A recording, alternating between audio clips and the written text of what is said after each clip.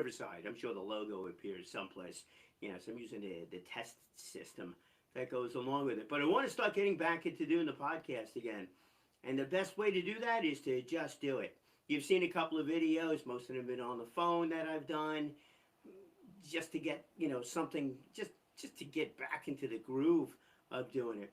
I have definitely pre-recorded a few things too, again with the phone, that that I'm going to be setting out to go and use.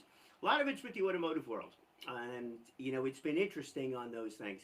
Had that big interview with Pete Scalzo, who is the track promoter for Racetrack Not Street, and a lot of things I'd like to do, with that whole scenario, because that opened my eyes to so many things. And this is really the message I want to deliver right here today to you, is the fact that by doing something, by doing anything really, or anything's a tough word, but by doing things that are in line, doesn't have to be perfect, that are in line with what you want to accomplish, and going into it with the attitude that you're going to mess up.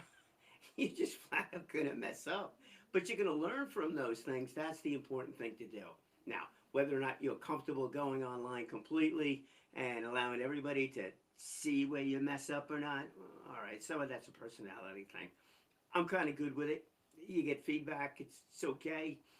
Look, it's always nice when everybody says, hey, you did a great job. It's really well. As opposed to saying, man, I don't know what the heck you were thinking. But that's it. So I've been doing a podcast, for quite a while. So this is just going to be something a little bit different. But I want to see how the system actually works over here.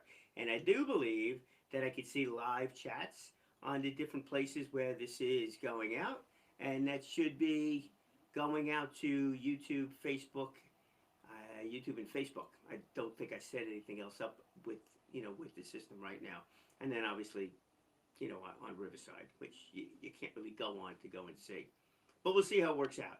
And I can tell you straight up, I did a recording about 20 minutes ago, and it didn't go anyplace. I didn't even think I recorded it because I didn't hit the button.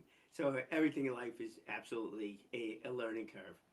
And that includes so many other things that I've done. Besides going out with the racetrack and learning about racing, learning about cars, learning about event planning out there, learning about careers, from that, doing that, and then going on to different schools, part of the industry advisory boards, and learning what schools have when it comes to issues, when it comes to teaching the students and preparing them for life after high school.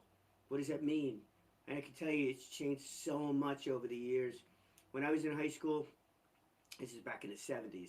When I was in high school, the shop programs were a big part of it. I remember taking woodworking, took another thing about plastics. I think there was an engine automotive program in the school, although I didn't get involved with it, I don't know.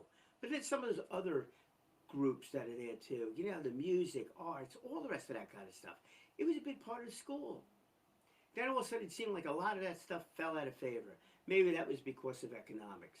The schools didn't have the money to do. So all those shop programs kind of went by the wayside, and it wound up where students were being sent over to BOCES. And then I think BOCES kind of, fell out of favor there a little bit. But now all of that has changed. Number one, BOCES is doing great. They're getting so many students there. The community college is also doing great. They're getting so many students that are attending these things in the trades programs, that hands-on kind of a thing. So it's really interesting. And now the high schools are also working with redeveloping some of the stuff, some of these programs that they had over there. And it's incredible, absolutely incredible what they're doing. Tomorrow, Friday, I'm at the West Islip School. They have a career day.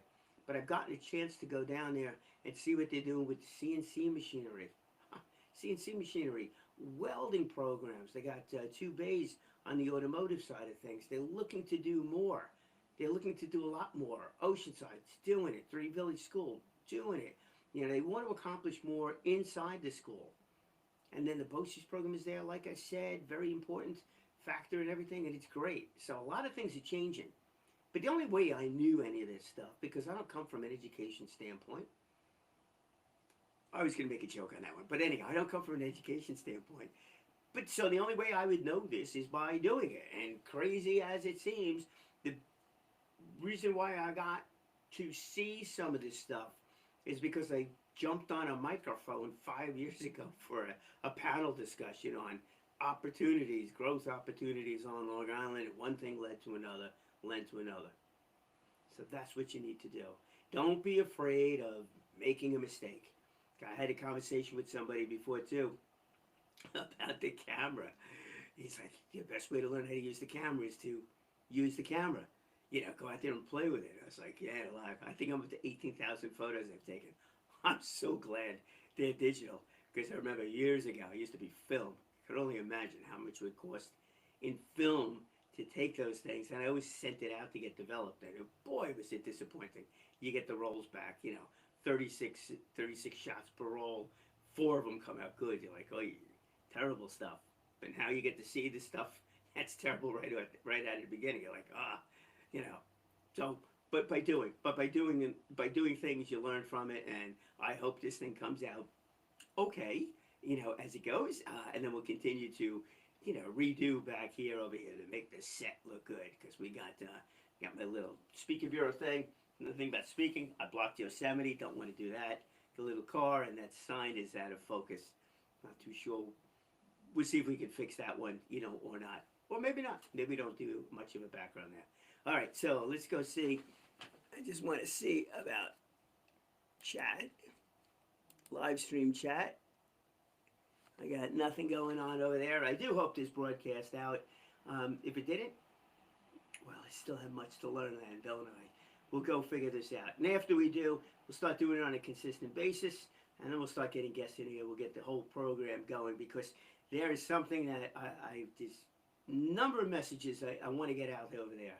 But it's not so much as my message, it's yours. It's yours. How can we move forward? How are you moving forward in your own world? Whether it's a nonprofit you're part of, a hobby that you think is inspirational to others, or maybe your own career that you want to share, where you are talking about how you help people become better, achieve more than what they even think that they can achieve, because that's the key to it all. And the younger we could start with students to get them on that path of being curious, permanently curious about things, well, do you know what? The better that they're going to be in whatever they decide to do. But allowing them to see what is possible is really going to be the key with the whole thing.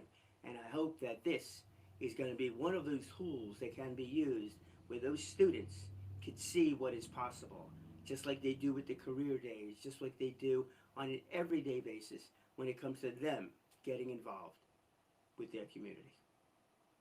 We'll see you next week, if not sooner. That's something around 4 o'clock. Bring back those 4 minutes at 4 extended on Thursdays.